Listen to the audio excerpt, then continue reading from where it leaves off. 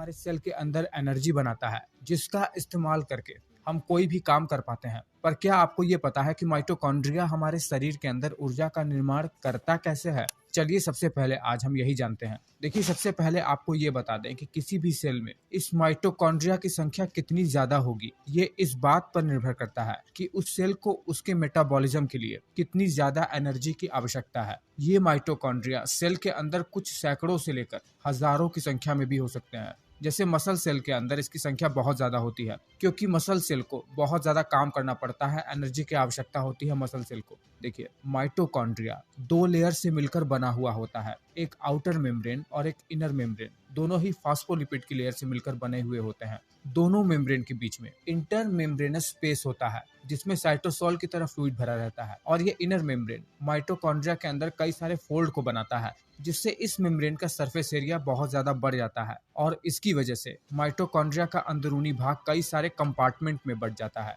जिसे क्रिस्टा कहते हैं। और इसके अंदर कंपार्टमेंट में मैट्रिक्स भरा रहता है, एक जेल लाइक सब्सटेंस, जिसमें बहुत सारे काम के एंजाइम्स, सर्कुलर डीएनए और राइबोसोम भरे रहते हैं। देखिए, सर्कुलर डीएनए होने की वजह से माइटोकॉन्ड्रिया सेल में बहुत ही आसानी से डिवाइड होकर नया माइटोकॉन्ड्रिया बना लेते हैं। उसे सेल डिवीजन की आवश्यकता नहीं होती है। राइबोसोम की वजह से इसके अंदर ये अपने काम के प्रोटीन को सिंथेसिस भी कर सकते हैं। पर सबसे बड़ा क्वेश्चन तो अब आता है कि सेल के अंदर माइटोकॉन्ड्रिया एनर्जी का निर्माण करता कैसे है। और याद रखिएगा, सेल के अंदर माइटोकॉन्ड्रिया द्वारा एनर्जी का बनाना एक बहुत ही अलग प्रोसेस है। उसे सेल्यूलर रेस्पिरेशन के नाम से जानते हैं, जो कि 4 चरणों में होता है, जिसमें ऑक्सीजन की आवश्यकता होती है ग्लूकोज मॉलिक्यूल से एनर्जी बनाने के लिए। चलिए ये बात जानते हैं बहुत ही शॉर्ट में। देखिए, जब हम भोजन खा लेते हैं और भोजन में कार्बोहाइड्रेट पचकर ग्लूकोज बना लेता है, और यही ग्लूकोज जब सेल के अंदर आता है तो इसका ग्लाइकोलिसिस हो जाता है, सेल्यूलर रेस्पिरेशन का पहला स्टेज। ग्लूकोज दरअसल 6 कार्बन एटम से मिलकर बना हुआ होता है, और ग्लाइकोलिसिस प्रोसेस के बाद यही ग्लूकोज अब 3-3 कार्बन के 2 मॉलिक्यूल पाइरुवेट में बदल जाता है। और इस प्रोसेस में एक बहुत ही इंपॉर्टेंट इलेक्ट्रॉन को कैरी करने वाले मॉलिक्यूल NADH का भी प्रोडक्शन होता है। ये NADH बहुत ही इंपॉर्टेंट है, ये इलेक्ट्रॉन को कैरी करते हैं। आगे आगे देखते जाइए होता क्या है। देखिए, यही पाइरुवेट मॉलिक्यूल अब माइटोकॉन्ड्रिया के अंदर प्रवेश करते हैं, और अब सेल्यूलर रेस्पिरेशन का दूसरा स्टेज चालू होता है, पाइरुवेट ऑक्सीडेशन का प्रोसेस। इस प्रोसेस में पाइरुवेट एसिटिल कोए में बदल जाता है, 2 कार्बन वाले अणु में, और इसमें नेट 4 NADH और 1 FADH2, जो कि एक प्रकार का इलेक्ट्रॉन कैरियर होता है, उसका निर्माण होता है। इसमें कुल 1 ATP एनर्जी का निर्माण होता है। इस प्रोसेस में कार्बन डाइऑक्साइड का निर्माण भी होता है। और ये जो दोनों स्टेज है ना, इसमें ऑक्सीजन की आवश्यकता नहीं होती है, ये एनएरोबिक प्रोसेस होते हैं।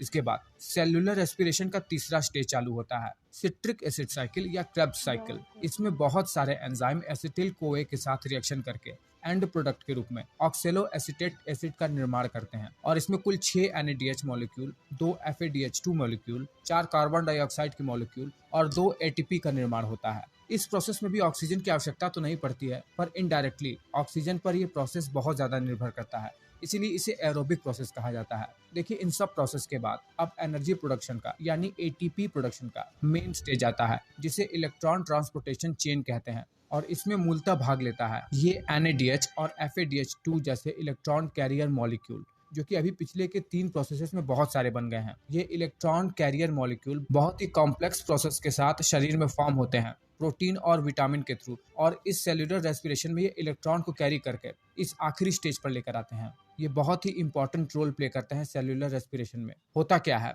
हमारे माइटोकॉन्ड्रिया के इनर मेम्ब्रेन पर कुछ प्रोटीन के कॉम्प्लेक्सेस होते हैं, जो कि इन्हीं NADH और FADH2 मॉलिक्यूल से इलेक्ट्रॉन को लेते हैं। ये प्रोसेस बहुत ही लंबा है, और इसी इलेक्ट्रॉन की वजह से ये हाइड्रोजन आयन यानी प्रोटॉन को बाहर की ओर पंप करते हैं माइटोकॉन्ड्रिया के इनर मेम्ब्रेन से आउटर मेम्ब्रेन की तरफ। और इस प्रोसेस में अब ऑक्सीजन की आवश्यकता भी होती है। इसमें ऑक्सीजन हाइड्रोजन के साथ क्रिया करके वाटर का निर्माण भी करता है। जो आप ये बड़ा सा प्रोटीन कॉम्प्लेक्स देख रहे हैं माइटोकॉन्ड्रिया के इनर मेम्ब्रेन पर, इसे ATP सिंथेस कहते हैं।